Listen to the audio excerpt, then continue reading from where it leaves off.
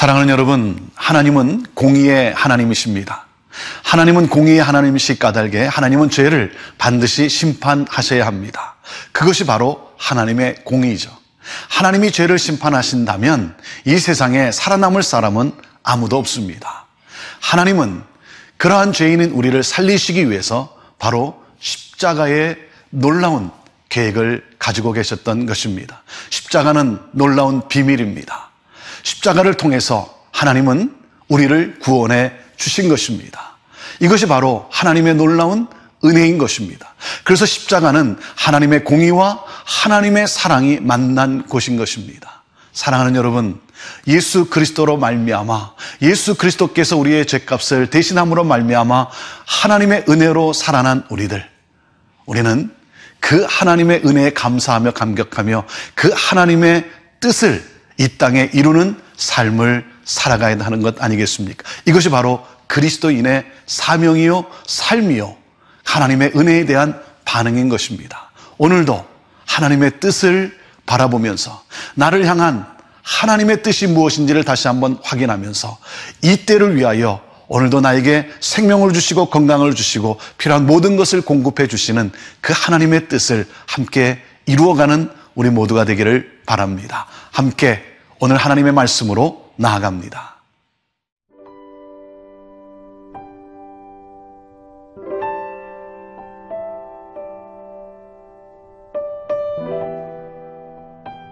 에스더 7장 1절에서 10절 말씀입니다.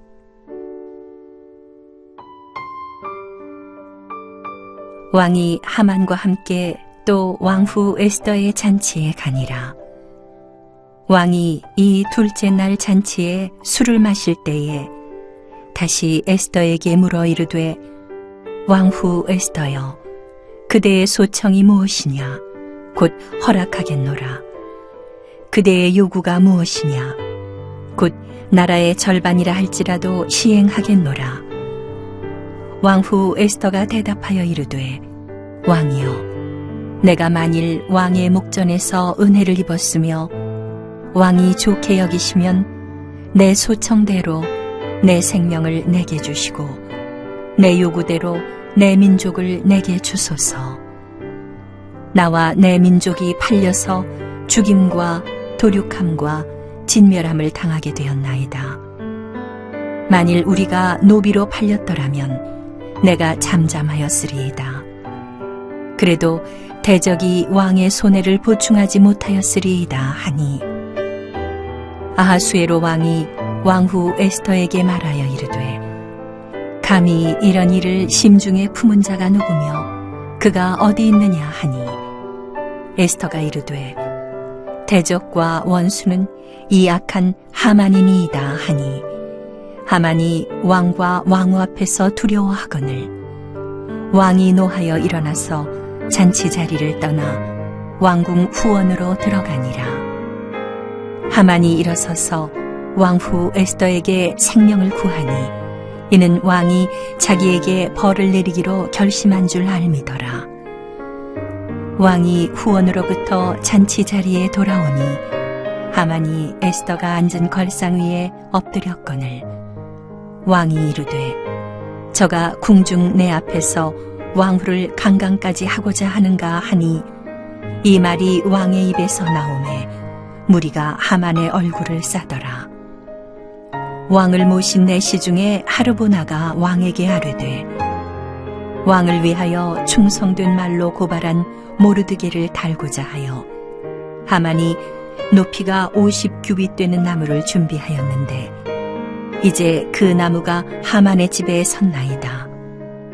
왕이 이르되 하만을 그 나무에 달라 하매 모르드게를 매달려고 한 나무에 하만을 다니 왕의 노가 그치니라. 아하수에로 왕과 하만은 에스더의 이 두 번째 잔치에 참여를 합니다. 두 번째 잔치에 참여해서 아하수에로 왕은 또다시 한번 에스더에게 묻습니다. 너의 소원이 무엇이냐? 세 번째 질문인 것이죠. 이제 드디어 에스더는 이 왕의 이 질문 앞에 자신의 소원을, 자신의 요구를 이제 말해야 되는 그 순간이 왔습니다. 굉장히 참 어려운 순간입니다. 왜냐하면 이 아하수에로 왕은 참 변덕스러운 그러한 왕입니다.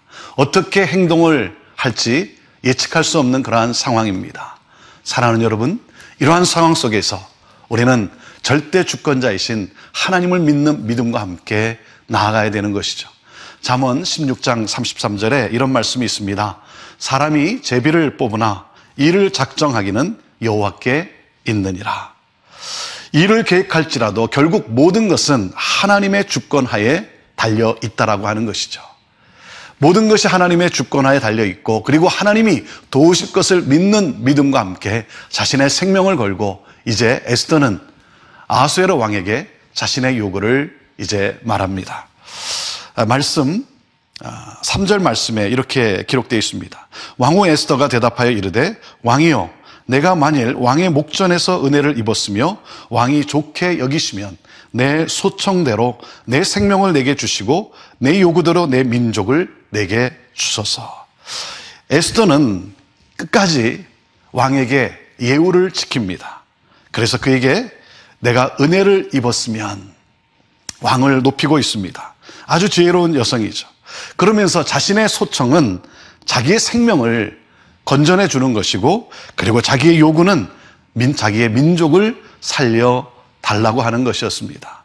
그럼으로써 이제 에스더는 자기가 또한 유대인임을, 그리고 한 공동체임을 지금 말하고 있는 것이죠. 에스더는 이렇게 말을 합니다. 4절입니다. 나와 내 민족이 팔려서 죽임과 도륙함과 진멸함을 당하게 되었나이다. 만일 우리가 노비로 팔렸더라면 내가 잠잠하였으리이다. 그래도 대적이 왕의 손해를 보충하지 못하였으리이다 하니 그랬습니다. 자신과 자신의 민족이 팔려서 노예로 이제 죽게 되었다라고, 그러면서 살려달라고 요청하고 있는 것이죠. 그러면서 에스더는 왕의 마음을 움직이고 있습니다. 자기가 노예로 팔려가는 것은 그래도 살아있으니까 괜찮지만 이제 죽임을 당한 것에 대해서 자신의 안타까움을 말하고 있는 것이죠. 그러면서 계속해서 그는 뭐라고 말합니까? 왕의 이익에는 아무런 변화가 없음을, 그래서 자기는 왕의 유익함을 끝까지 지키기를 원한다라고 하는 것입니다. 왕에게 손해가는 것은 절대 하지 않는다는 것이죠.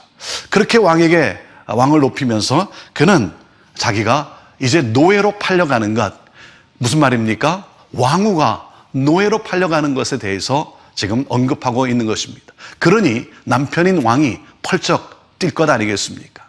그의 마음을 움직이는 아주 참 지혜로운 그러한 요구인 것입니다. 사랑하는 여러분, 하나님의 주권을 믿고 하나님께서 나와 함께 하신다는 그러한 하나님의 약속을 믿고 오늘도 살아가는 사람이 바로 그리스도인인 것입니다. 우리는 어려운 상황 속에서도 하나님이 나를 구원하실 것을, 하나님이 나에게 은혜를 베푸실 것을 오늘도 믿는 믿음 가운데 오늘도 하나님의 뜻을 향하여 우리는 살아가는 것입니다. 사랑하는 여러분, 어떤 상황에서도 절망하지 않고 어떤 상황 속에서도 나와 함께 하시는 하나님, 그 하나님을 바라보면서 믿음의 발걸음을, 하나님의 뜻을 향하여 한 걸음 더 내딛는 우리의 삶이 되기를 간절히 바랍니다.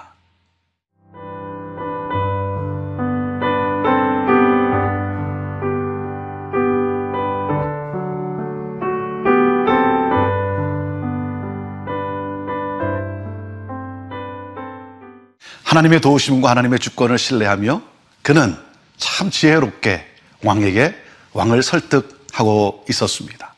그의 지혜 가운데 이 왕이 펄쩍 뛰었습니다.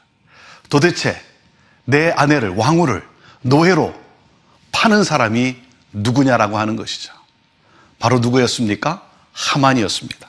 에스더가 말합니다. 에스더가 이르되 6절입니다.